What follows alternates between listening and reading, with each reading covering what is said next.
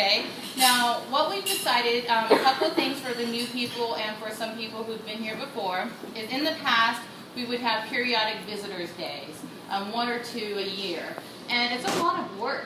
I mean, we have to think of people we're going to invite, send them letters, call them, follow up. I mean, there's just a lot involved when you invite somebody to come, and then hopefully they show up or they don't show up, and then after they come, you have to call and see if they want to come back or if they want to join. So it's just a lot. And since you guys don't do anything else but BNI, I mean, I don't know what the problem is, but just in case you actually have your own business, it's hard, you know? And it's important to us because we know having these people in our chapter will help us grow and will help our business, but at the same time, it is a lot of work.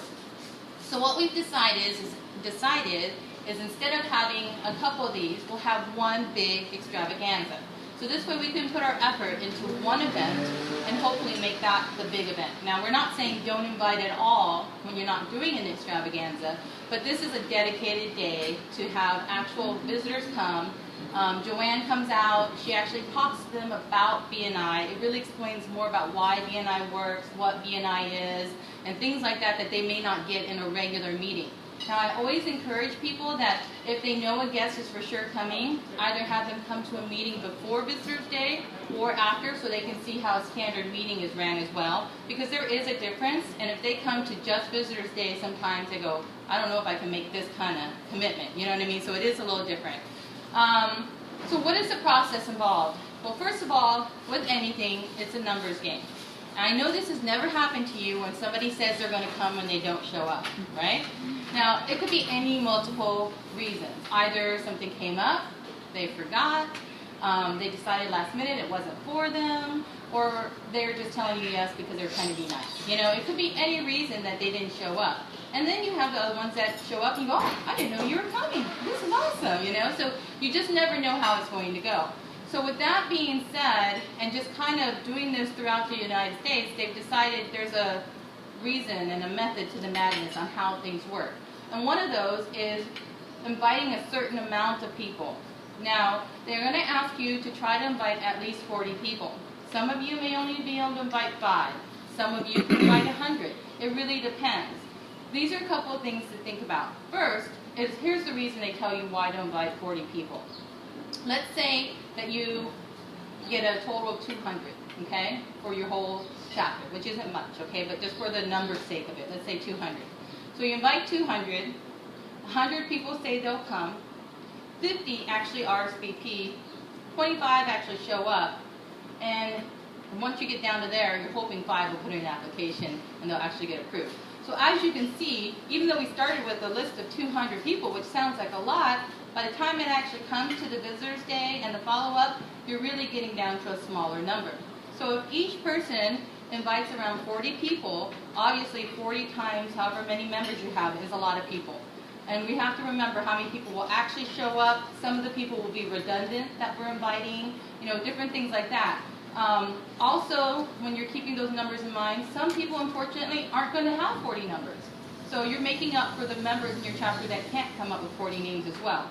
So that's why they're going to ask you to go a little higher than lower. You know, if we come and say you only need to invite 5 people, you might only invite 1.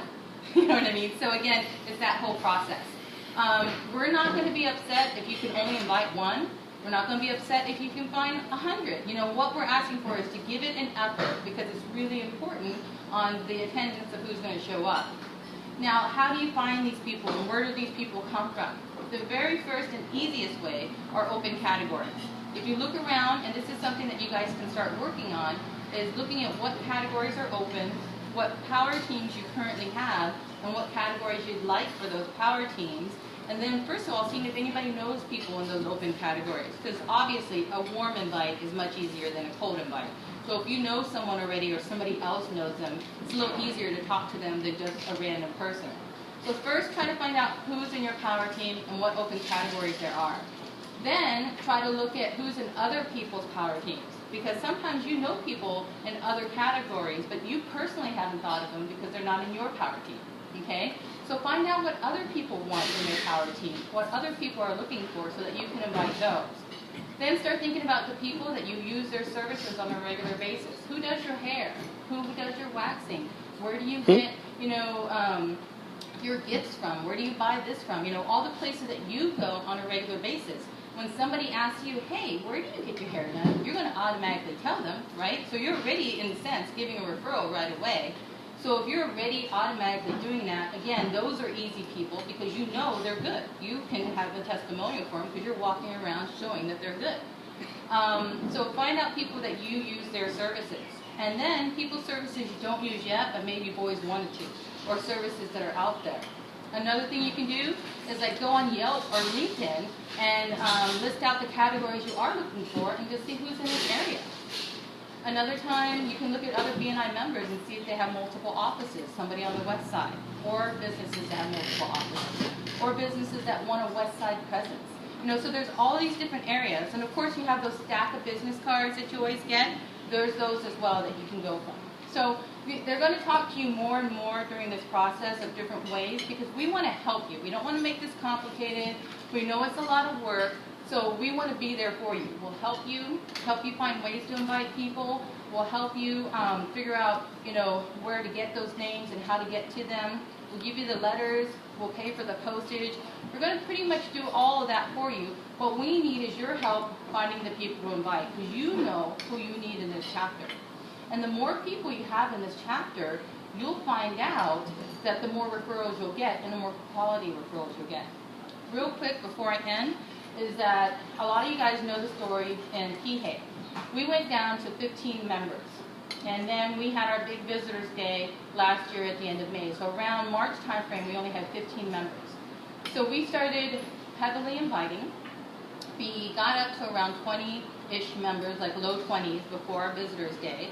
One of the great things that we told people is, hey, we're having a big visitors day. If you want to lock out your competition and have that exposure to all these people, you need to join before the visitors day.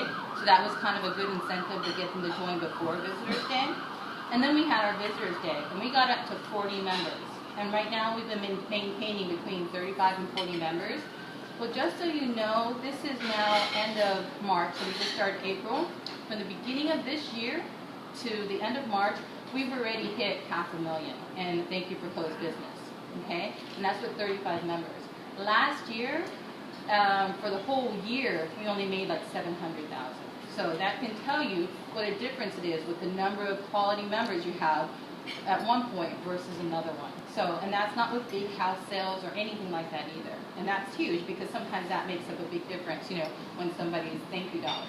And I'm only telling you those numbers not because I'm like, ooh, look at Kihei, but because I know you guys can do it. We've all been through the transition. We've all been through the time, but this is an exciting time for you. You get to shape your chapter. You get to decide who you want as members, who you want to grow with, and who you want to give business to on a regular basis, who you want to eat lunch with every week. You are all a part of that right now.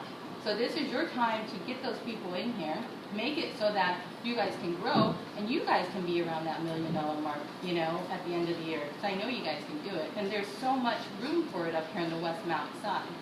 So another kind of exciting thing, not in a good or bad way, but just exciting is I know some of you guys had concerns about the other Lahaina chapter having a visitors day 1 week before your Lahaina chapter. And I know that's kind of hard sometimes. The Lahaina Sunrise chapter is actually moving their visitors day because they've done a lot of transition internally, that they're going to move it a little bit later in the year, more like a September time frame. So this way you guys don't have to worry about, just like they don't have to worry about, trying to steal each other's members or anything like that. In fact, I think it's going to be a really good supportive for you guys because some people can only do mornings and some people can only do afternoons. So it's really going to help both of your chapters. You're kind of like getting your 2 visitor days, but you don't have to do all the work. You know what I mean? So I just wanted to give you guys a heads up on that. We'll be obviously advertising it every time I go to different BNI chapters. And if you have any questions about it, just let me know. Your leadership team is going to work on the arrangements for the room and pricing and all that good stuff. So you'll be getting all those details when it's time to write the letters. But if you need anything, any help on that, just let me know. And thank you again, and always keep that inviting mindset to help grow your chapter. Thank you.